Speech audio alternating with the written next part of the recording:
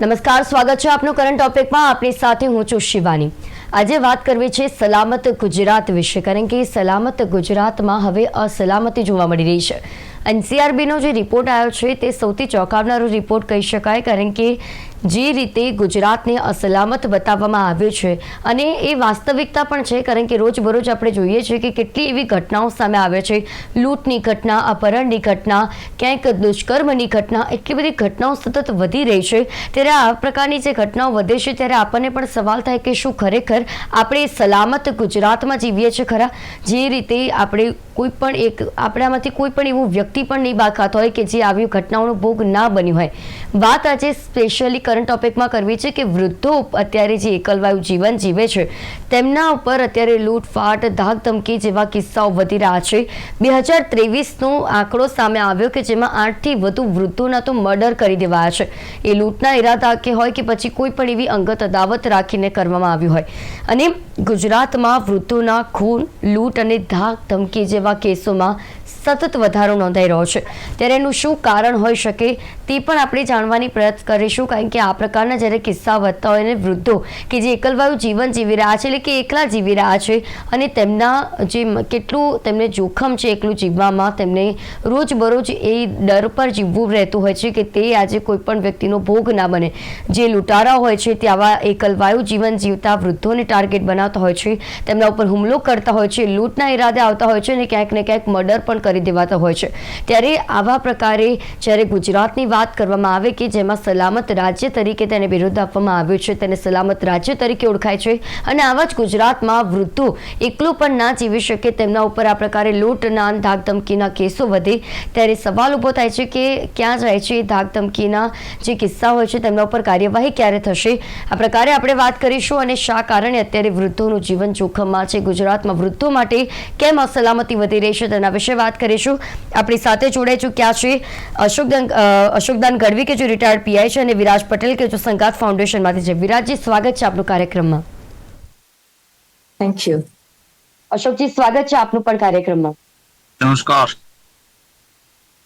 અશોકજી, જે આપણે સિનિયર સિટીઝનની વાત કરીએ અને જે આપણે પહેલા તો ગુજરાતની વાત કરીએ કે જે સલામત રાજ્ય તરીકે ઓળખાય છે, જેમાં આપણે સલામતીની દરેક એવી વ્યક્તિગત રીતે ધ્યાન દેવામાં આવે છે, રાજ્યની પોલીસ પણ સતર્ક છે, પરંતુ તેમ છતાં પણ આ પરિસ્થિતિ.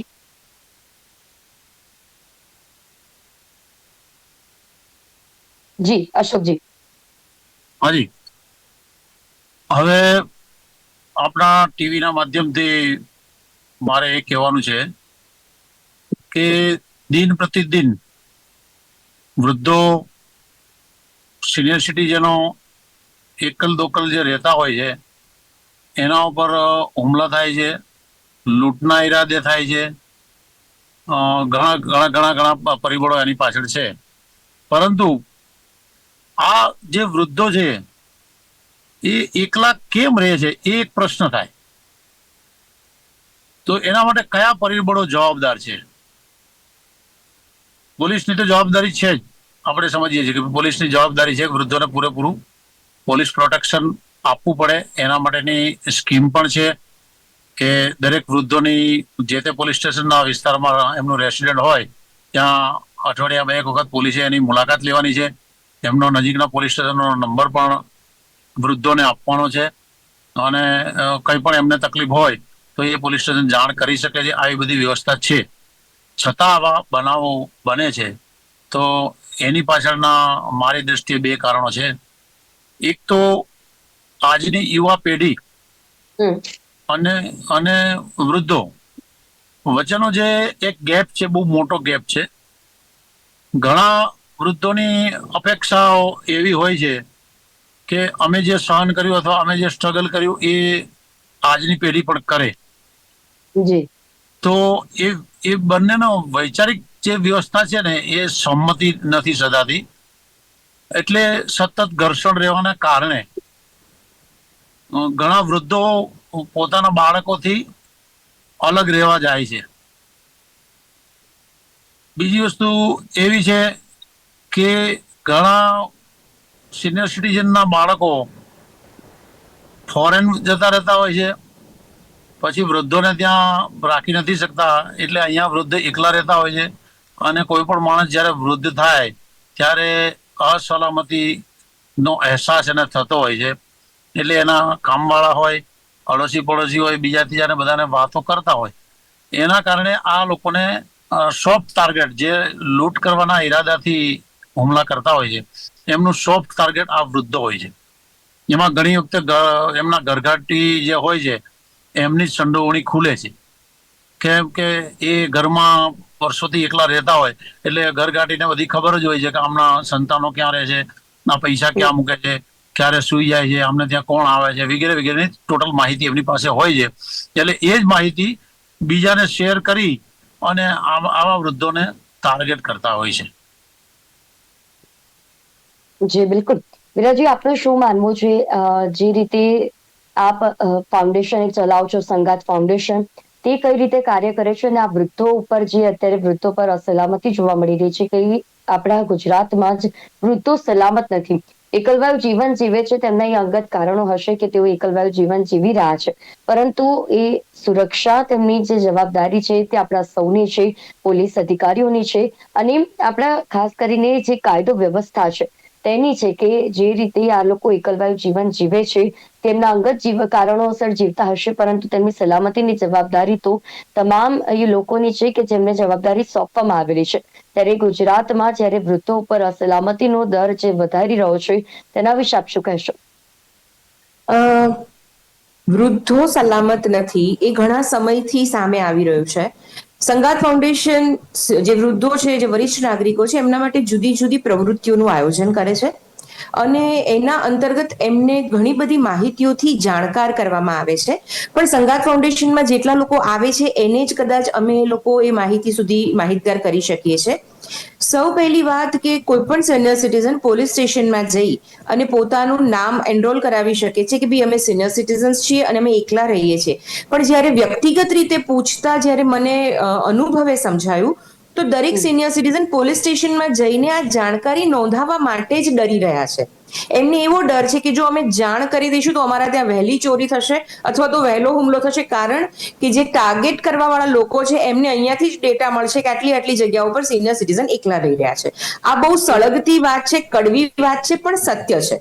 બીજી વસ્તુ કે એવું કહેવાય છે કે સિનિયર સિટીઝન માટેની સુરક્ષા માટેના કાયદા છે, પોલીસ એમને રક્ષણ આપે છે, પોલીસ જાત તપાસ કરીને એમની માહિતી લે છે.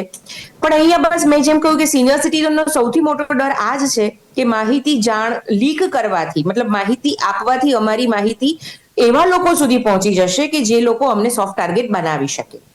રહી વાત બીજી કે સમાજની, એક સોસાયટીમાં કોઈ વૃદ્ધ દંપતી છે જે એકલું રહે છે, પણ અડોશ પડોશના લોકોની પણ પહેલી પ્રાથમિક જવાબદારી બને છે કે એમની સલામતી માટે તેઓ શું સુરક્ષા રાખી શકે, એમના માટે રોજના હાલચાલ પૂછી શકે. કોઈ અજાણી વ્યક્તિઓ જો સોસાયટીમાં દેખાય છે તો પોતાના ઘરે નથી આવ્યું પણ ક્યાં જઈ રહ્યું છે, કોના, પણ લોકો આને વેસ્ટેજ ઓફ ટાઈમ સમજે છે. દરેકની પોતાની લાઈફ છે, ઇન્ડિવિજ્યુઅલ લાઈફ જીવવાની કોશિશ કરે છે, ન કોઈનામાં ડિસ્ટર્બ કરવું અને ન કોઈને ડિસ્ટર્બ આપણને કરવા આવે એ કરવા દેવું. આ બધો જે માનસિકતાનો વ્યાપ થયો છે એમાં જ જે લોકો હુમલાખોર છે અથવા તો આવી રીતના જે લોકો પ્લાન કરી રહ્યા છે એમને છૂટો દોર મળે છે. સૌથી પહેલા શારીરિક અવસ્થા, કે એ લોકો ક્યારેય કોઈ શારીરિક હુમલો થશે તો એનો સામનો કરવા માટે કમજોર પડી છે. બીજું, એ લોકો એકલા રહે છે એટલે ઘરમાં એમની અંદર કોઈ બીજું વ્યક્તિ આવવાનું નથી કે જે એમનો બચાવ કરી શકે. આવી બધી જે વસ્તુઓ છે એની સાથે સાથે સાહેબે કીધું કે છોકરાઓ ફોરેન જતા રહ્યા છે અથવા તો ત્યાં રહી રહ્યા છે અને અહીંયા સિનિયર સિટીઝન એકલા પડી ગયા છે, એ વાત બહુ જ સાચી છે. સાથે સાથે દરેક જે ન્યુક્લિયર ફેમિલી ઈચ્છે છે, માનો કે છોકરો અહીંયા પણ હશે પણ લગ્ન પછી એને એવું હશે કે મા બાપ જુદા રહે અને અમે જુદા રહીએ, અમે અમારી સ્વતંત્ર જિંદગી જીવીએ. એટલે એટલા બધા પરિબળો છે જ્યાં સિનિયર સિટીઝન અસુરક્ષિત છે. નહીં કે આવા હુમલાઓ માટે, પરંતુ સામાજિક અવસ્થામાં પણ તેઓ અસુરક્ષિત છે. જી બિલકુલ. અશોકજી, આપણે જ્યારે વૃદ્ધોની સુરક્ષાની વાત કરીએ ત્યારે તેમની સલામતીનું ધ્યાન રાખવાનું જે મુખ્ય કારણ જે છે કે છે કે તે લોકો, જેમ વિરાજીએ કીધું કે તે લોકો શારીરિક રીતે નથી એટલા સશક્ત હોઈ શકતા કે તે કોઈ પણ તેમના ઘરમાં જો કોઈ લૂંટના ઈરાદે આવે છે અથવા હુમલો કરવા આવે છે તો તેમને વળતો જવાબ આપે. માટે તે લોકોની સુરક્ષાની જવાબદારી પોલીસ અધિકારીઓની હોય છે અને આપણા કાયદો અને વ્યવસ્થાની હોય છે. ત્યારે કાયદો વ્યવસ્થા કેટલું એવું કડક બનાવવાની જરૂર છે કે જેને કારણે આ પ્રકારના જે વૃદ્ધો છે તે સલામત અનુભવી શકે? હું તો એવું કહીશ કે આપણી કાયદો અને વ્યવસ્થા દરેક વાત આપણે પોલીસ ઉપર જોડી દઈએ તો એ શક્ય નથી, કેમ કે જે પ્રમાણેનું પોપ્યુલેશન છે એ પ્રમાણે પોલીસનું સ્ટ્રેન્થ એટલે પોલીસ સ્ટાફ છે નહીં, એટલે એ શક્ય જ નથી કે રોજે રોજ આવા સિનિયર સિટીઝન પોલીસ મુલાકાત લે અને એમને પૂરેપૂરી સુરક્ષા પૂરી પાડી શકે. હમણાં જ બેને કીધું કે એ વાત પોલીસ સ્ટેશનમાંથી લીક થઈ જશે એવા ડરથી આ લોકો પોલીસ સ્ટેશનમાં પોતે આ જગ્યાએ રહે છે, સિનિયર સિટીઝન છે એવું નથી લખાવતા. પણ એ વાત સાથે હું સહમત નથી. એટલા માટે નથી કે પોલીસ સ્ટેશનમાંથી આ વાત લીક થવાની નથી. પોલીસ સ્ટેશનમાં જો તમે લખાવ્યું છે તો જે તે પોલીસ સ્ટેશનનો વિસ્તાર હશે, ચોકી વિસ્તાર હશે, ત્યાંની પોલીસ અઠવાડિયે કે 15 દિવસે તમારે ત્યાં એક વખત મુલાકાત લેશે કે આ સિનિયર સિટીઝન છે એકલા રહે છે. પણ આ વાત સૌથી પહેલા લીક થાય છે ઘરગાટીથી. ઘરગાટી હોય છે એ મોટા ભાગના રાજસ્થાન, વાંસવાડાના, દાહોદના એ સાઈડના હોય છે કે જે બહુ ગરીબ પરિસ્થિતિમાં જીવતા હોય છે અને એમને આવા સોફ્ટ ટાર્ગેટની માટે પૈસા આપવામાં આવતા હોય છે. એટલે એ એમના બીજા માણસોને આવી વાતની જાણ કરે છે, સુપારી આપે છે કે આ જગ્યાએ તમને આવું મળશે, તમે આ જગ્યાએ લૂંટ કરો, આ જગ્યાએ આ બંને પતિ પત્ની એકલા રહે છે કે એક વૃદ્ધ છે, કોઈ સામનો નહીં કરે, એમના ઘરે કોઈ આવતું નથી. એટલે મોટાભાગની ઘરફોડ ચોરીઓ જે થાય છે ને એ પણ આવી રીતે જ થાય છે. દાખલા તરીકે આંગળીયાની જે લૂંટો થાય છે તેમાં પણ આવી જ રીતની સોપારી આપવામાં આવે છે. જે આંગળીયાની પેઢીનો કોઈ માણસ ફૂટેલો હોય છે એ જ માહિતી આપતો હોય છે અને બીજા લૂંટ કરતા હોય છે. રહી વાત કે આના માટે શું કરવું જોઈએ, તો મારી દ્રષ્ટિએ તો એક તો એમના કોઈ સગાવાલા જે સિટીમાં રહેતા હોય એ સિટીમાં નજીકમાં એમના કોઈ સગાવાલા હોય એ અવારનવાર એની મુલાકાત લે. અને આપણે ત્યાં કહેવત છે કે આપણું પહેલું સગું તે પાડોશી. તો પાડોશી જે એમના હોય, પડોશમાં રહેતા હોય, એ લોકો એમની રોજે રોજની ખબર રાખે, કયા ટાઈમે ક્યાં મંદિરે જાય છે, કયા ટાઈમે આ લોકો સુઈ જાય છે, કયા ટાઈમે કેટલા વાગે ઉઠે છે. તો એ પડોશીની એટલી જો ફરજ નિભાવે દરેક સોસાયટીમાં તો આવા બનાવો બનતા અટકી જાય.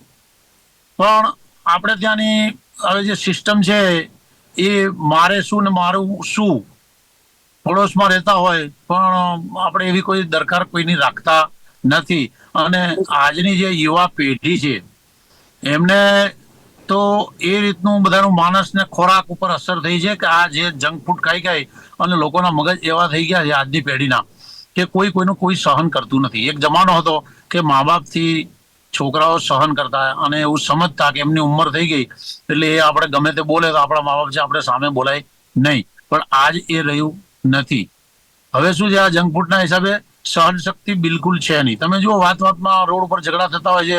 કાલનો બનાવ તમે તો કોઈ ફેમિલી નીકળું, એક છોકરો એની કોઈ ફ્રેન્ડ હતી અને બીજો એનો સગો હતો, 3 જણ નીકળ્યા, કોઈને એક્ટિવા ને બિલકુલ નુકસાન નથી. છતાંય એક્ટિવા વાળાએ આ ફેમિલીનું ફોટો પાડી લીધો અને તું વિજય 4 રસ્તા લઈ ગયા, ત્યાં એને માર્યો. ત્યાંથી એ ભાગીને એના મામાના ઘરે ગયો તો આ ચોક્કસ કોમના લોકો ત્યાં સુધી એને મારવા ગયા. એ શું બતાવે છે કે સહન શક્તિનો અભાવ છે. એક્સિડન્ટ થયું, એક્સિડન્ટ એટલે એનું નામ જ કે અજાણતા થાય એનું નામ એક્સિડન્ટ. તો આ તો એક્સિડન્ટ થયું નથી છતાં આટલી મારામારી છે. એનો મતલબ કે લોકો બધા કાં તણાવમાં જીવે છે અથવા તો આ જંક ફૂડ ખાઈને એમની કોઈ સહન શક્તિ રહી નથી. હવે જેવો બીજા સાથે વ્યવહાર કરે છે એવો જેના મા બાપ સાથે પણ આવું વર્તન કરે છે. એટલે મા બાપ બિચારા વૃદ્ધાશ્રમ, તમે જો વૃદ્ધાશ્રમમાં કોઈની મુલાકાત વૃદ્ધાશ્રમની લો તો કેટલા બધા વૃદ્ધો વૃદ્ધાશ્રમમાં રહે છે. એ એટલા માટે નથી રહેતા કે એનું કોઈ નથી, એમના છોકરાઓ છે, એમનું કુટુંબ છે, પણ કાં તો છોકરા એમને રાખવા તૈયાર નથી, છોકરો રાખવા તૈયાર હોય તેની પત્ની રાખવા તૈયાર નથી. ઘણા તો સગાઈ વખતે જ કહે છે કે તમારું કુટુંબ મોટું છે ને એટલે અમારે દીકરી નથી દેવી. એ વાત એ ભૂલી જાય છે કે મોટું કુટુંબ છે તો દીકરી ઉપર જયારે આફત આવશે ત્યારે આ જ કુટુંબના માણસો બચાવશે. પણ એવી વૈચારિક શક્તિ હવે એની કમી છે. એટલે હવે આ તો સમાજ કે સોસાયટી, પડોશી બધા ધ્યાન રાખે તો જ શક્ય બને. એકલું પોલીસથી આ વસ્તુ સુધરે તેવું મારી દ્રષ્ટિએ લાગતું નથી. વિરાટજી, અમદાવાદમાં પણ વડીલોની જે સુરક્ષા છે તેના ઉપર પણ સવાલ ઉભા થઈ રહ્યા છે, કારણ કે અમદાવાદમાં જે રીતે કિસ્સાઓ વધી રહ્યા છે, જેમાં સિનિયર સિટીઝનના મકાનોમાં ચોરી લૂંટની જે ઘટનાઓ સતત વધી અને ખાસ 29 જેટલા સિનિયર સિટીઝનો સાથે જે છેતરપિંડી પણ આચરવામાં આવી છે, કે એક મર્ડરના કિસ્સા થયા છે, તો આપણે લાગે કે સુરક્ષાની વાત ફક્ત કાગળ ઉપર જે કહેવાય કે એના પૂરતી જ સીમિત રહી છે. તમારા સવાલમાં જ જવાબ છે પહેલા તો કે સુરક્ષાની વાતો ફક્ત કાગળ ઉપર છે. નિયમો બને છે એનું પાલન કેટલી હદે થાય છે એની ઉપર કોઈ જ સીસીટીવી જેવી નજર નથી. ઘણા અંગત એવા કાર્યો બન્યા છે જેમાં સંગાત ફાઉન્ડેશન થકી હું સિનિયર સિટીઝનની સાથે એમના પ્રોબ્લેમ્સમાં રહી છું. પ્રેક્ટિકલી કે દીકરો પપ્પાને લાફો મારી દે ને ફાધર એવું હોય કે સુસાઇડ કરવા સુધી જતા રહે ને એવા લોકોને કાઉન્સિલ કરવા પડે. એમને હિંમત આપવી પડે કે તમારા દીકરા સાથે અમે વાત કરવા આવીશું કે તમારી સાથે આવું વર્તન નથી કરી શકતો. ચોક્કસપણે એવું કહીશ કે પોલીસમાં ચોક્કસ કાયદા છે. પોલીસમાં સંખ્યા ઓછી છે, સાહેબની વાત સાચી છે કે લોકો વધારે છે અને દરેકને સાચવવા માટેની જે પોલીસની અંદર ભરતી થવાની સંખ્યા છે બહુ ઓછી છે. એના પણ અલગ ક્રાઇટેરિયા છે, એટલા માટે ઓછી છે. કોઈને પોલીસમાં જવું નથી એવું નથી, પણ ગયા પછી પણ ઘણું બધું છે જે આ જગ્યા ઉપર બોલવું જરૂરી નથી લાગતું મને. સમજદારને ઈશારો કાફી છે. પણ હું એવું કહી શકું કે આજનો જે આ વિષય છે સિનિયર સિટીઝનની સુરક્ષા માટેનો, તો એઝ અ સંગાત ફાઉન્ડેશન ફાઉન્ડર હું એવું કહેવા માંગીશ કે ચોક્કસ પોલીસ દરેક સોસાયટીના સિનિયર સિટીઝન્સના ત્યાં જઈને કશું નથી કરી શકતી. જે એમને કરવું છે તે છતાં નથી કરી શકતી. પરંતુ જે લોકો આવા ક્રિમિનલ રેકોર્ડ વાળા છે એની પોલીસને ખબર છે.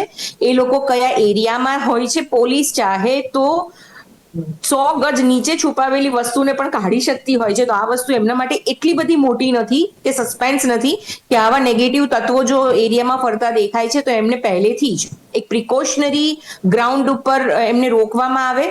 બીજું મારું એક સજેશન છે આ માધ્યમથી કે જે સોસાયટીના યુવાનો છે કે મધ્યમ વર્ગના મધ્યમ એજ ગ્રુપના લોકો છે, પોલીસ તરફથી એમને સોસાયટી પોલીસ તરીકેનું બિરુદ આપવામાં આવે. એવા લોકોની નિમણૂક કરવામાં આવે. દરેક સોસાયટીમાં મોટી સોસાયટી હોય તો 10, 15 કે 20 જણા, નાની સોસાયટી હોય તો 5 કે 10 જણા, જેમને સોસાયટી પોલીસ તરીકે ઓળખ આપવામાં આવે. સરકાર તરફથી એને રેકોગ્નાઇઝેશન પણ આપવામાં આવે અને જ્યારે સારું કામ કરે તો એમને અવોર્ડથી નવાજવામાં પણ આવે. તો એ જે યુથ છે એ જ પોતાની સોસાયટીના સિનિયર સિટીઝનનું ધ્યાન રાખશે, એમના હાલચાલ લેતું રહેશે અઠવાડિયામાં 1-2 વાર, અને રાત્રે પણ એ લોકો થોડાક સતર્ક રહેશે કારણ કે સોસાયટી પોલીસ છે.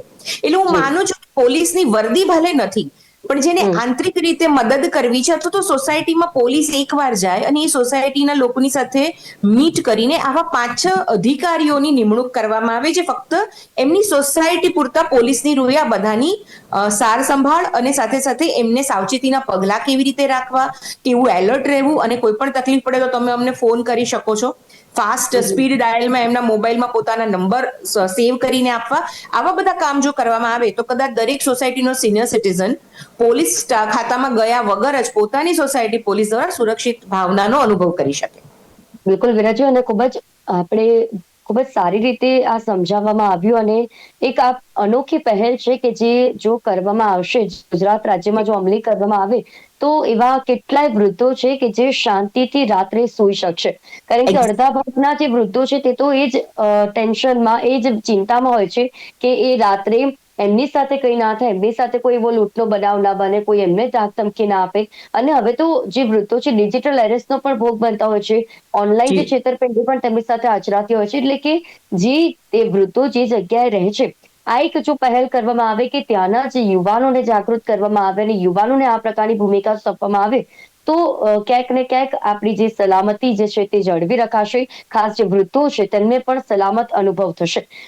અશોકજી, આપનું પણ શું માનવું છે કે આ પ્રકારની પહેલ કરવી કેટલી જરૂરી છે?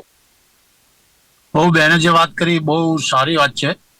પોલીસ સ્ટેશનમાં જ્યારે કોઈ આવા તહેવારો આવતા હોય છે ત્યારે એક શાંતિ સમિતિની મિટિંગ યોજવામાં આવતી હોય છે, અને ખાસ કરીને જ્યાં કોમ્યુનલ વિસ્તાર હોય એવામાં ખાસ કરીને શાંતિ સમિતિની મિટિંગ યોજાતી હોય છે, અને એમાં શાંતિ સમિતિના સભ્યોની નિમણૂકો કરવામાં આવતી હોય છે. એટલે એ લોકોને ખાસ બોલાવવાના હોય છે. ભાઈ, શાંતિ સમિતિ તરફથી તમારું કોઈ સજેશન હોય તો કયો. તો એવું છે.